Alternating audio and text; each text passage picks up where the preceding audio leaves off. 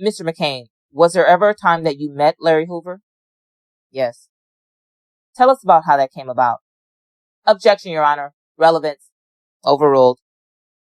Well, I was hanging with Shorty G every day, being his personal security. And one day we was in the car and the phone rang. Shorty G was talking. And he was saying, yes, sir. No, sir. And I kind of thought that was strange because I'm not used to him. I'm used to everybody saying yes, sir, no, sir to him. So when I'm hearing he's saying yes, sir, no, sir, you know. So anyway, he said, he's right here. He's right here, sir. So he gave me the phone and said, somebody wants to talk to you. So I said, hello. And he introduced himself to me as Larry Hoover and saying he'd been hearing a lot of good things about me. And he's looking forward to Shorty G bringing me down to see him.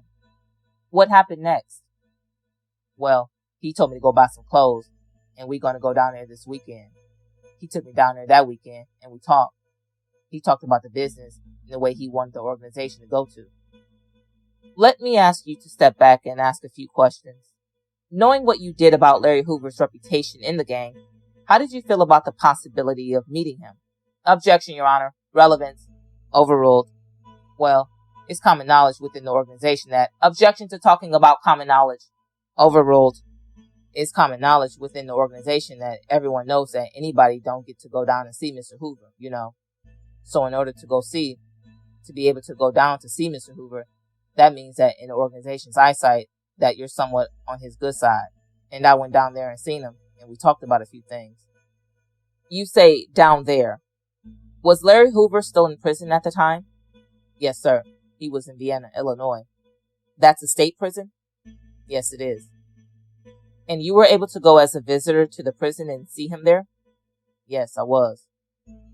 Tell us how that went. Well, like I said, we was talking, and he was introducing himself to me and telling me what direction he wanted the organization to go into and what we can become if we all stick together and things like that. But he kept, staring at my clothes and staring at me kind of funny. I thought it was kind of strange. First, Mr. McCain, give us a sense of what the setup was for this visit. Was it through a glass that you were talking to Larry Hoover, or was it set up some different way? No, we sat down at a regular table. And were guards there watching you? Guards were, at the desk, but we was, just at a table with me, him, and G at the table. And you were about to say that Larry Hoover looked at your clothes. What were you wearing to the meeting? I was wearing a brown two-piece suit, some shoes, and a black Stetson hat. Is that kind of the normal way you dressed at the time? Well, that's the way you dress when you go down to see him. For a special occasion? Yeah. Go on. Tell us what happened next. And he was talking, and he kept staring at my clothes. And he told G to come on, let's take a walk. Down in Vienna, you can go outside the visitor's room and walk around the yard. They've got a yard that you can go around and walk around in. Him and G went out and walked around the yard, and I just sat there. Then he came back, and after he came back, he said it's a good day, and he felt like taking some pictures and told us to come on, let's go take some pictures. Now, I'm going to walk up with a photo for you, Mr. McCain, that's marked Government's Exhibit 447 for identification. Take a look at that and tell us if you recognize it. Yes, I do. How do you recognize that photo? This is the picture that we took when I went down, the first time I went down there. On the day you were just telling us about? Yes, sir. Move to admit Government 447. It's admitted without objection. And, Ms. Diggs, may we have the Elmo, please? So, did the jail visiting area permit you to take photos with the inmates you were visiting, Mr. McCain? Yes, sir. Tell me, who do we see in this picture left to right?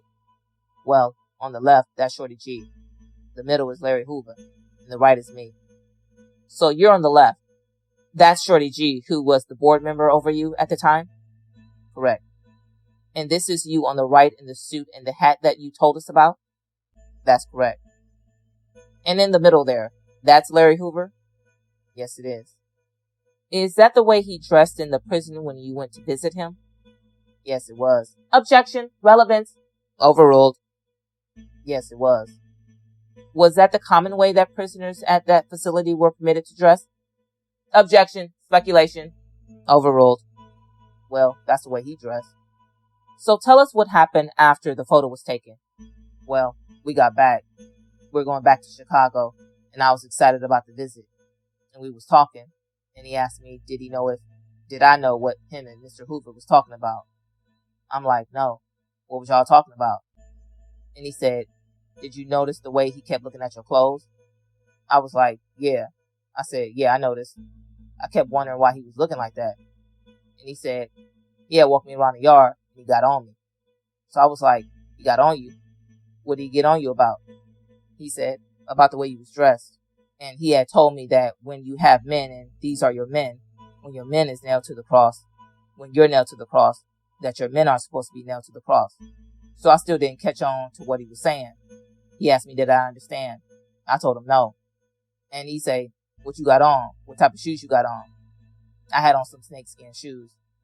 And I think I paid like $300 or something for the suit. I paid like $95 for the hat. Like $15 for the turtleneck shirt. And he was like, you see the way I'm dressed? Mr. Hoover was telling me that don't bring me down here no more unless I'm dressed like him. So he said, we're going to go back and see him next week. And we got back to the city. And the next day he took me and bought me like 6 suits or 6 pair of gator shoes and like 6 or 7 pair of Barcelona hats like that. So when we went back the following week, he was smiling and he gave G a hug. Who was smiling? Mr. Hoover. And he gave G a hug and he pointed to me and he said, now, that's what I'm talking about. Like that. He approved of the new clothes. Objection. Leading. Overruled. Of course he did. As much as they cost. I'm going to walk up with another photo, Mr. McCain. Marked Government 446 for identification. Again, tell us if you recognize it. Yes, I do. How do you recognize that photo? This is the second time I went to go see him. You took another photo of that visit? Yes, sir. Move to admit Government 446. It's not relevant. Admitted over objection. And I'll publish that on the Elmo. Tell us who we see in this photo, Mr. McCain. To your left, you see Gregory Shells. In the middle is Larry Hoover. And on the right is me. So you're wearing your new clothes? That is correct. Now I notice, Mr. McCain, that you have referred a number of times to Larry Hoover as Mr. Hoover. Was that a common way of referring to him within the gang? Objection. Leading. Overruled. For me, it was. Why did you call him Mr. Hoover? Respect. Everybody at that time was calling him Dad. Dad? D-A-D? Correct. Why did they call him Dad? Just, it's a respect term. Did anyone in the gang refer to you as Mr. McCain? No. Did anyone refer to Shorty G as Mr. Shells? No. Objection. Leading. Try not to lead your witness, Mr. Mulroy. Was there anyone aside from Larry Hoover who was called Mr.? Not that I recall. After you had these visits with Larry Hoover, was that something other members of the gang learned about? Objection. Leading. Overruled. Yeah, I came back. And when I got the pictures, I came back and told everybody I went down there. But about a week after that, when we received the pictures, I went around and showed everybody the pictures. Did that have any effect on your reputation or your standing in the organization? Objection. Relevance. Overruled. Sure. How so? Like I said before, everybody wasn't entitled to go down there and see him, and I was. I was young, and it was something. When you're young, it was something to brag about, everybody looked up to you because they had an understanding that if you went to see Mr. Hoover, that you had to be his man. And were those the only 2 visits you had with him, or did you see him other times? Numerous times. Numerous? Yeah. Let me move on to another topic, Mr. McCain. I'm going to say a phrase, and you tell me if this is a phrase that means something within the Gangster disciples. Let's stop the violence. Yes, I'm familiar with that. Tell us what is Stop the Violence. Stop the Violence was a movement that was supposedly created because a little kid that got killed in the Cabrini Greens. And the police was putting a lot of pressure on all the gangs. And so that movement, that was created to try to calm down the violence. What was the time frame that this was happening? This might have been between 91 and 93, somewhere in there. Yeah, somewhere in there. So go on and tell us more about how the Stop the Violence came to be. Objection, Your Honor. Relevance. Overruled.